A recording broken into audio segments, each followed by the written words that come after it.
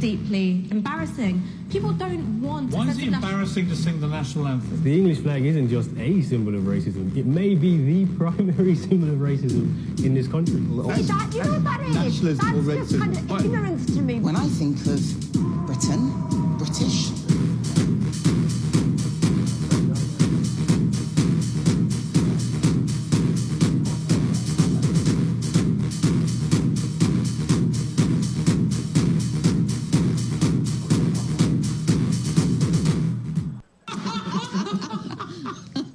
What do you think of that? What do you think of that? You mentioned Canada. I think you're trying to find a divide between us that doesn't exist. We're the closest of nations, and we had very good discussions today, but we didn't discuss Canada.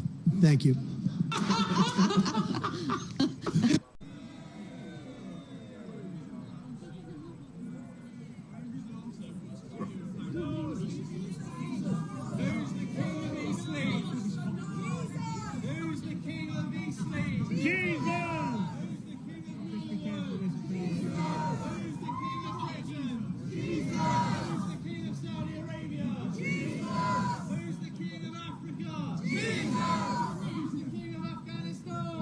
We don't need your doctors. We don't need your engineers. Take them all and pay for them. We don't need them. You know why? Because there's zero terrorist attacks in Poland.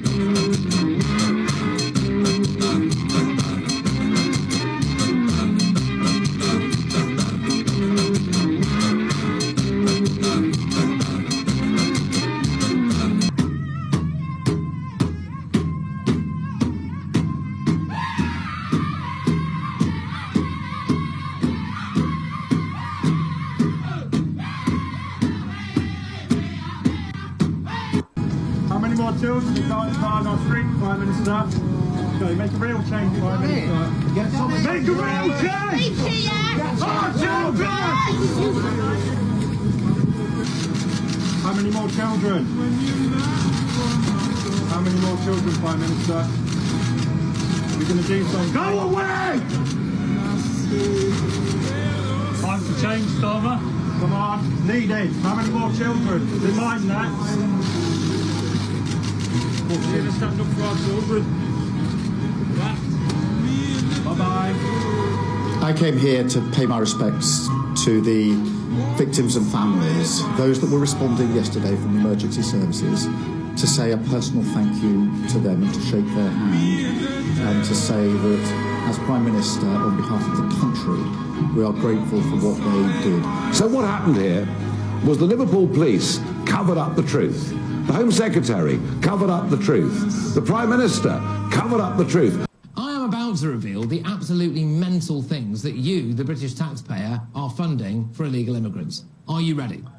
So we all know that when they break into Britain, they get new clothes and shoes, they get free accommodation, some of it 4-star hotels, they can get priority access to social housing, they get mobile phones, they have access to on-site GPs, private healthcare and dentistry. If they have children, then they can get a free education. And if they have any trouble understanding exactly how much free stuff you're giving them, then we'll throw in an interpreter and they can be told this glorious news in their own language. Of course, if there is ever any issue with all of this, or we dare to detain any of them, then they also get free legal representation from a group of, in my view, traitorous lawyers who will then just take a cut of the whopping great big compensation payment their illegal migrant clients inevitably get.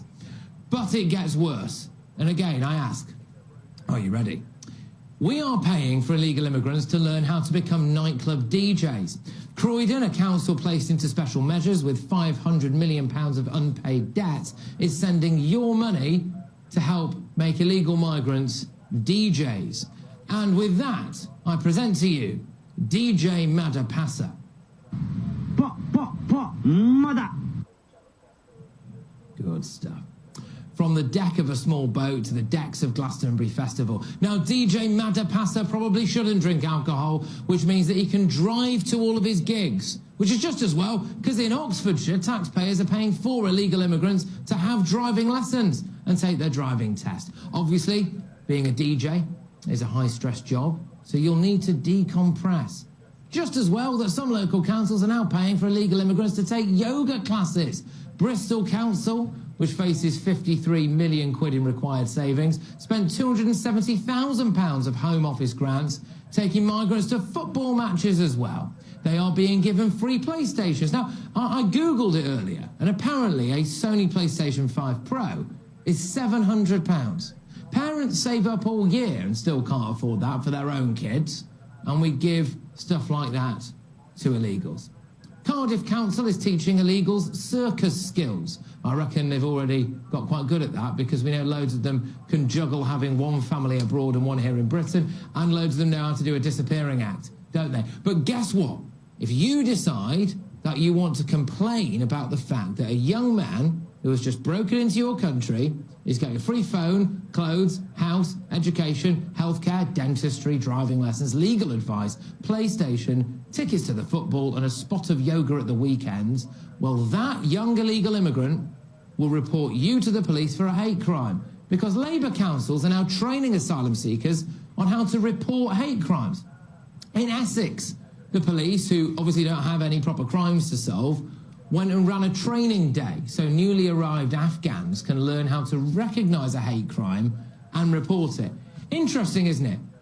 Because there have been multiple allegations of some migrants harassing young schoolgirls. So perhaps the police could focus on that. I mean, you can see it now, can't you, in those yoga classes that I mentioned earlier. OK, class, we're doing 2 of your favourite poses today. We start with the illegal entry and then gently move into the low lunge towards a girl in school uniform. I mean, if you wonder what illegal immigrants get for free in Britain, imagine everything you can think of, then add a few more things onto that list as well. Nuts, isn't it? 20 days' time, new sentencing guidance will come into effect that the Justice Secretary has already conceded will be two-tier in its nature. It will mean that the colour of your skin or the religion you have can give you leniency in the eyes of the law and will plunge public confidence in the judiciary into crisis. But it is avoidable. We Conservatives have tabled a bill that, if backed on Friday, can stop this guidance in its tracks. So will the Prime Minister, will he now overrule his Justice Secretary and confirm here and now that he will back this bill, or will he simply step aside and prove he has in fact been two-tier Kia all along? If you don't like the changes that we've made, I say the door is open and you can leave. The Birmingham bin strike misery shows no sign of letting up. There's been more chaotic scenes today as residents tried to get rid of mountains of rubbish. The all-out strike has been going on for more than 3 weeks. Now monster rats the size of monkeys are invading the streets. A major incident was declared in the city on Monday. Residents rushed to a mobile collection this morning in a desperate attempt to get rid of their waste as garbage men continue their walkout. What if I told you that this movie not only exposed the truth about things going on in our world, but there was also a scene in the movie where they predicted events that could possibly take place in 2025. The fact that this movie came out in 1988 and we're in the year 2025 right now makes it even more scary. So y'all pay attention and let me know what y'all think about it down below in the comments. Projections show that by the year 2025, not only America, but the entire planet will be under the protection and the dominion of this power alliance. The gains have been substantial, both for ourselves and for you, the human power elite. You have given us entree to the resources we need in our ongoing quest for multidimensional expansion. And in return, the per capita income of each of you here tonight has grown, and this year alone, by an average 39%. Director John Carpenter also explained his reasoning behind making the film and the message that he was trying to get across. Matter of fact, right now, it's even more true than it was then. We are manipulated by a lot of media around us. We are consumed by consumerism. And as you can see in the recent events in this country, they are still among us. They do live. Indeed. The world is definitely not ready to hear this, but there is no real picture of the Earth. Every picture that's been released that's on Google and or released from NASA is a 3D rendering. We weren't able for the shatter that highest, hardest glass ceiling this time, thanks to you, it's got about 18 million cracks in it. But we are all standing under a glass ceiling right now. And the light is shining through like never before, filling us all with the hope and the sure knowledge that the path will be a little easier next time. The facts of the matter are far from what you've been told. It is a fact, not a theory, that bodies of water always seek and find their own level, from a beaker, a bottle, or a bathtub, to a pond, lake, or an ocean. The natural physics of water and other liquids is to find and remain level. Let's see some class. Look at this. So I flip this to L2, and then I bring this to 1.